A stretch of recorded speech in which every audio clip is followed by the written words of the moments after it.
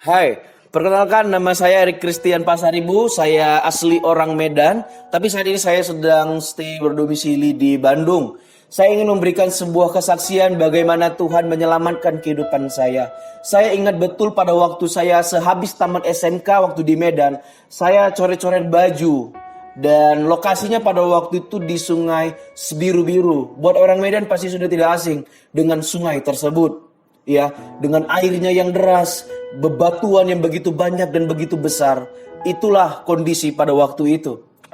Saya waktu itu dengan teman-teman saya ingin menaikkan sebuah ban karet untuk kita boleh main di sungai di bawah arus. Ya, itu pasti seru sekali. Dan saya melakukannya bersama dengan teman saya. Ban itu maksimal 2 orang, tapi kita pakai menjadi 3 orang. Sehingga kita naik sebuah ban karet dan kita dibawa oleh arus yang begitu kencang. Ya, singkat ceritanya kami pun melakukannya. Dan kita dibawa arus, kita rasanya nikmat sekali. Tetapi waktu itu saya sendiri mengalami satu kesulitan di mana saya memasukkan kaki saya ke dalam lubang ban tersebut. Dan itu tidak boleh. Kita harus menaruh kakinya di atas ban, ya. Jangan di dalam lubangnya, karena di dalam air itu banyak sekali bebatuan yang membuat kaki kita terbentur. Dan saya melakukan hal itu. Singkat ceritanya, saudara, kaki saya pun terbentur di dalam air itu sehingga saya harus angkat dari ban tersebut. Dan ada air yang begitu kencang seakan-akan seperti ombak kecil ya, menerpa saya, bam! Dan saya dibawa oleh arus di dalam sungai tersebut. 2 teman saya berjalan dengan baik. Mereka tidak tahu kalau saya terbawa oleh arus. Dan saya tenggelam di situ. Saya pikir pada waktu itu saya akan mati. Ya, karena arusnya begitu kencang. Dan saya harus melindungi kepala saya dari bebatuan yang begitu banyak. Karena saya mengalami banyak benturan di dalam air tersebut ya. Saya harus melindungi kepala saya dengan tangan saya seperti ini. Dan saya terantuk dibawa oleh arus yang begitu kencang. Pada waktu itu saya pikir saya akan mati. Ya, dan saya mikir, wah, ini akhir dari kehidupan saya. Tapi apakah iya? Sebab saya baru aja tamat SMK. Saya belum bahagiakan orang tua saya. Saya belum balas semua kebaikan orang tua saya. Saya pengen jadi orang sukses tapi belum kecapaian. Ada banyak hal.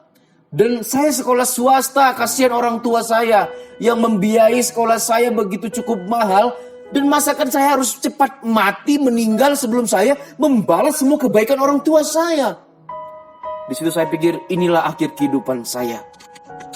Tetapi saudara, waktu kecil saya pernah ikut sekolah minggu. Jadi konteksnya ini saya bukanlah Kristen yang sudah tobat. Saya sangat bejat sekali, saya sangat nakal sekali. Ya, tapi waktu kecil saya pernah ikut sekolah minggu dan di dalam ibadah tersebut, ibadah anak-anak, bahwa Yesus selalu ditinggikan, bahwa Yesus diagungkan, ada kuasa di dalam nama Yesus.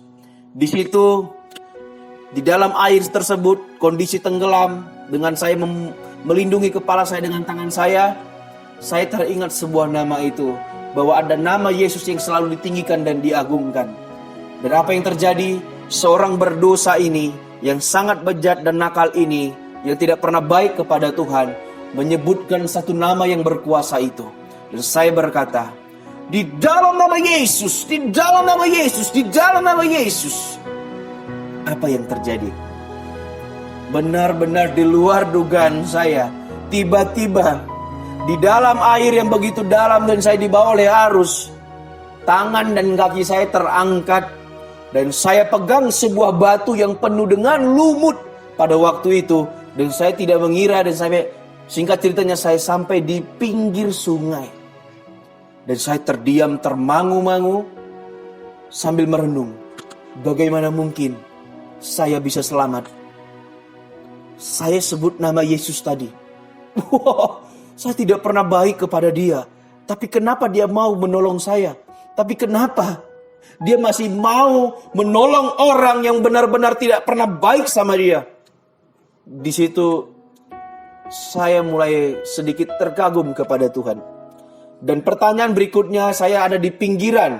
Bagaimana mungkin saya harus melewati arus yang begitu kencang untuk saya menghampiri teman-teman saya yang ada di pinggir tersebut?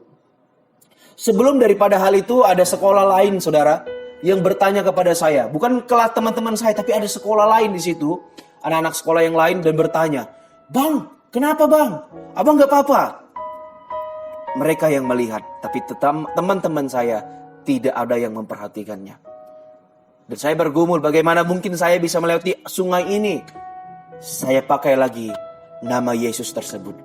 Dan saya berkata, dalam nama Yesus, saya bisa melewati arus tersebut saudara. Itu bukan karena saya, tapi karena kekuatan Tuhan terhadap orang berdosa ini. Dan saya selamat. Dan singkat ceritanya saudara, saya waktu itu setelah tamat SMK, saya ikut ibadah pemuda di GBI Glo Medan. Pada waktu itu, yang ada di Medan Mall.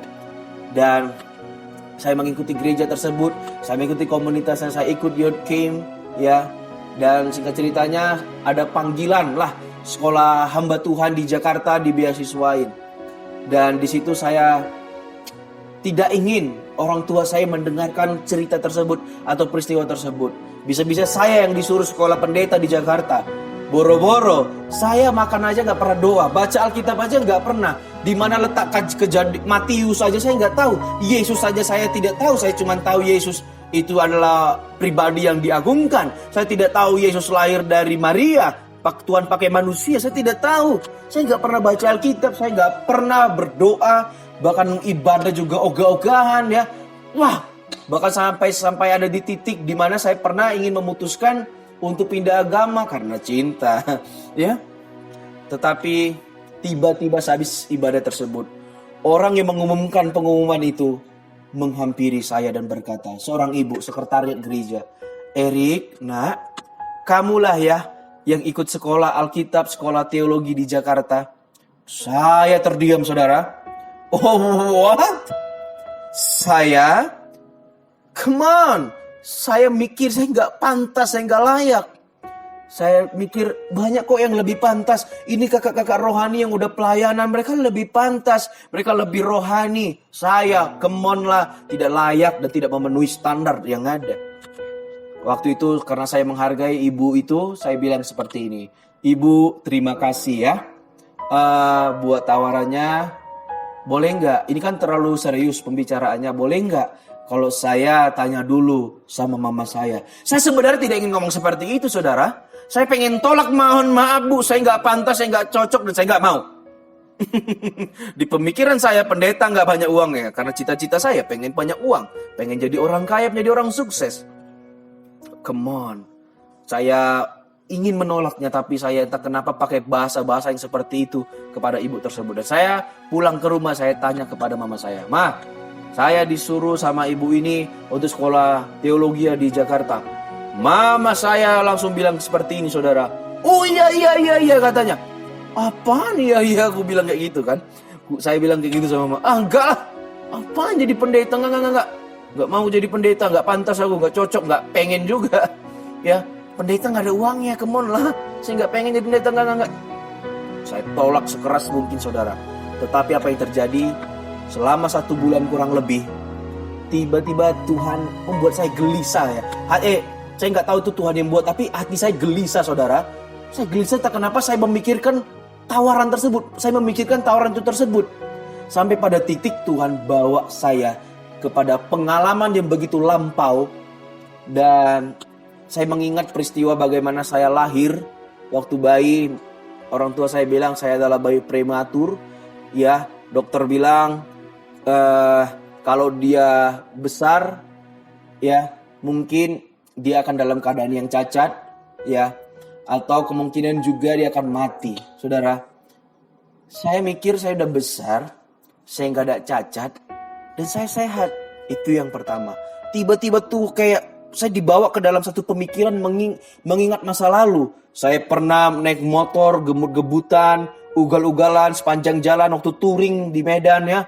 Sama teman-teman saya. Saya cakap kotor, kiri kanan saya cakap kotor terus. Wah, kata-kata kotor semua keluar dari mulut saya. Ya. Sampai pada titik saya ketika mengendarai sepeda motornya tidak bisa dibelokin. Itu stangnya cuma bisa lurus sehingga saya harus terjatuh, hampir masuk jurang. Saya terseret wajahnya tetapi tidak ada luka saya temui dan saya selamat di situ. Itu yang kedua.